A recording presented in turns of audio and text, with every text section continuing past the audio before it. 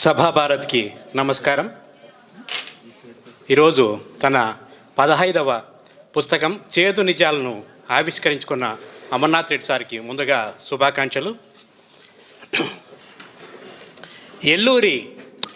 ఎల్లూరి ఆయన ఇంటి పేరు, కానీ పుట్టి పెరిగిన ఊరు తరిమెల అంటేనే తన్మయత్వం చెందుతాడు.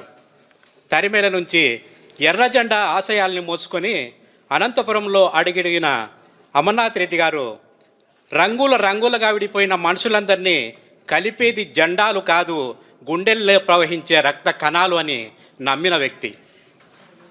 అందుకే సలీము, సద్దాం, నవీను ఈ వెన్నపూసలను చేసుకొని వీళ్ళందరినీ వెన్నపూసగా చేసుకొని మన ముందు సేవా కార్యక్రమాలు చాలా నడుపుతున్నారు. అబద్ధాలు ఎప్పుడు విధ్వంసాన్ని కోరుకుంటాయి, నిజాలు పడగొట్టలేని నిర్మాణాన్ని నిలుస్తాయి.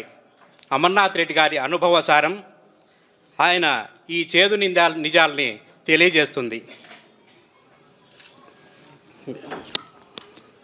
సారు పొగడుతూ పాట రాయొద్దన్నారు. అందుకని మనకు వారకు అందరికీ శక్తినిచ్చే ప్రకృతి